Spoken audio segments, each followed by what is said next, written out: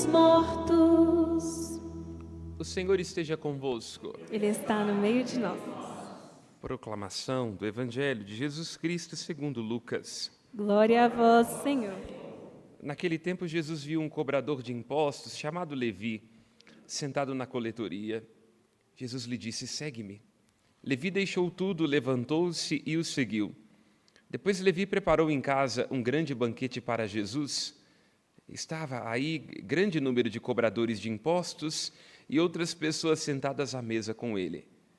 Os fariseus e os mestres da lei murmuravam e diziam aos discípulos de Jesus: por que vós comeis e bebeis com os cobradores de impostos e com os pecadores?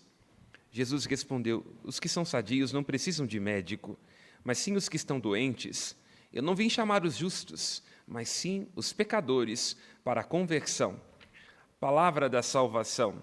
Glória a vós, Senhor. Pelas palavras do Santo Evangelho, sejam perdoados os nossos pecados. Amém. Podemos nos sentar. Iniciamos este tempo que é de graça e de reconciliação. O favor de Deus vem ao nosso encontro para nos atrair àquele estado perdido pelos nossos primeiros pais e também a cada momento que viramos as costas para o amor de Deus.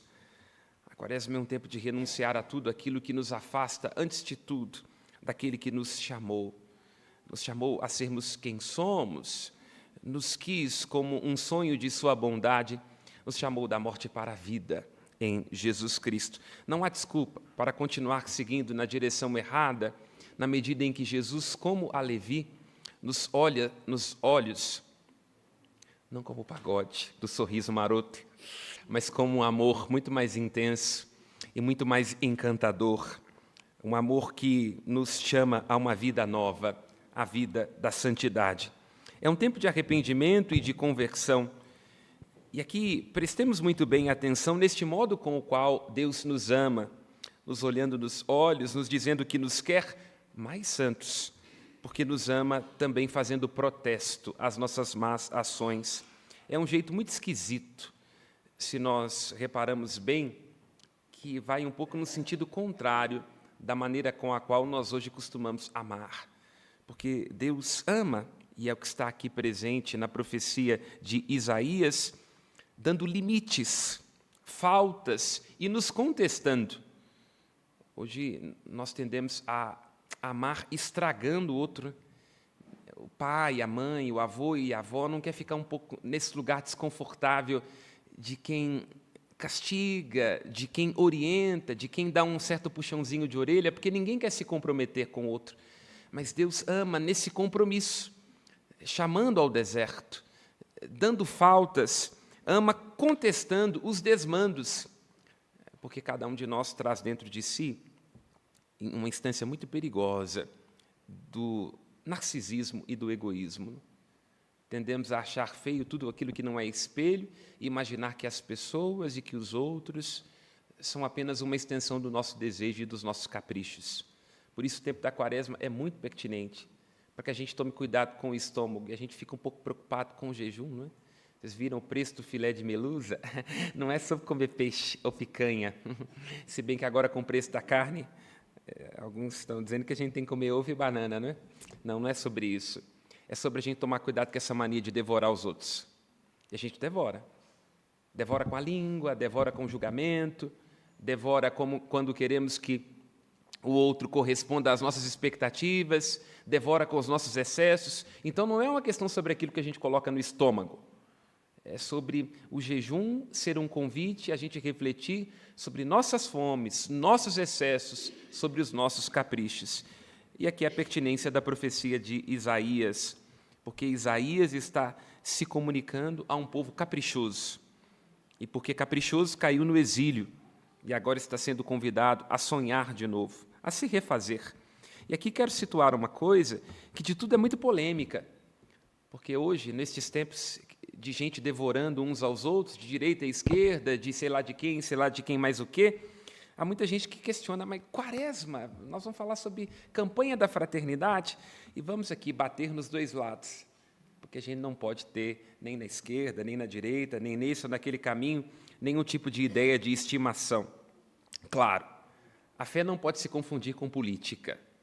Nós somos cristãos e não precisamos de marxismo para dar a conhecer o nosso compromisso com a viúva e com o órfão. Não é nem questão de fé. Dostoiévski já dizia que o comunismo é uma Babel invertida.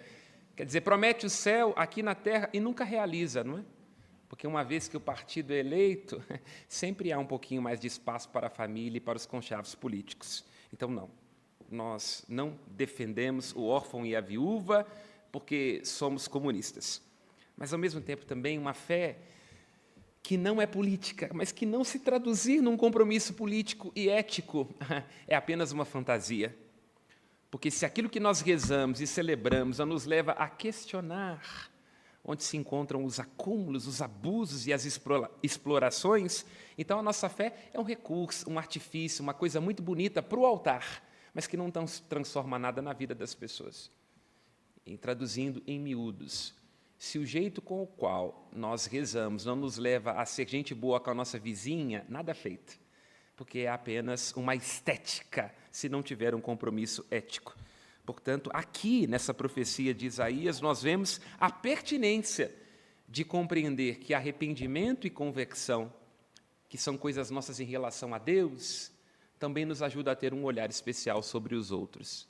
Não com política, não no sentido de a gente se transformar em revolucionário, mas no sentido de a gente se perguntar se a nossa fé é apenas estética ou se ela se traduz em ética. Ou seja, se aquilo que cremos transforma, muda o jeito com o qual nós vivemos cotidianamente, porque senão nada feito.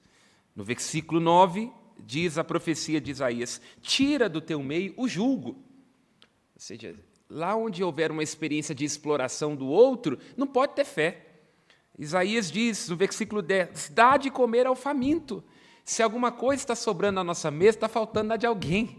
Não é possível que nós tenhamos tantos excessos, ajuntemos tantas coisas, sem que a gente se pergunte se está faltando para uma outra pessoa. Ao mesmo tempo, no versículo 3 se diz, guarda o Shabat. Que o Shabat, ou seja, que o sábado seja a sua delícia. Ou seja, a gente não pode viver o tempo todo como se a gente estivesse numa meta corporativa, como se a nossa vida fosse apenas uma empresa, querendo lucrar, adquirir, conquistar. Não, aprecia o momento da pausa, não é? Onde a gente não tem que fazer coisas, não tem que produzir coisas, porque aí a gente se torna menos ansioso, tem tempo para Deus, que é o grande valor da nossa vida, e também nos despertamos para o fato de que o outro não é uma mercadoria. E essa palavra de Isaías é muito pertinente nesses tempos que são nossos, porque todos nós estamos nos tornando mercadoria. A gente não tem tempo uns para os outros, não tem tempo para se perceber, não, tudo tem preço, né? Então, nós nos tornamos uma mercadoria e um objeto, e também nas nossas relações a gente vai como que se prostituindo, né? Porque o outro também vai se tornando um objeto e uma mercadoria a ser consumida. Por isso é preciso o sábado, o Shabat, ou seja, um momento onde todos nós temos o privilégio de sermos inúteis. Porque uma amizade verdadeira é isso. A gente não chama a vizinha para a nossa casa ou a nossa cunhada porque são bons, porque até dá prejuízo, né? Tem gente que vai na nossa casa até um pouco para a gente satisfazer ao estômago com um abroto, fubá. Nossa, fulano, estava com saudade sua? Estava nada, estava com saudade do bolo que você faz. Mas é bom que seja assim, porque a gente tem tempo para rir, para brincar, para falar um pouquinho de mal dos outros, não é? E aí nós encontramos um valor que não é mensurável, não é aquela hora ali do mercado que a gente olha e fala assim, opa, temos que produzir, temos que fazer, temos que comprar. Não, é a alegria da simples presença, né? Coisa que o dinheiro não pode comprar, mas que vale tanto, não é? Por isso o sábado é importante. Porque o sábado é o dia, na perspectiva bíblica, nós cristãos, a partir da ressurreição, entendemos o domingo, é um dia que a gente não tem que produzir, não tem que entregar, não tem que fazer, não vai cobrar. É um dia onde a gente tem esta presença de graça que é o outro. E vejamos aqui, irmãos e irmãs, as imagens de Isaías, nos atenhamos, porque ele usa duas expressões muito bonitas que devemos tomar nessa liturgia. Ele fala no versículo 10, né, que se nós abandonamos isso, né, o jugo, damos de comer ao faminto, se nós nos deliciamos com o sábado, que é o dia consagrado ao Senhor, nós nos tornaremos luz. Olha que imagem linda, versículo 10.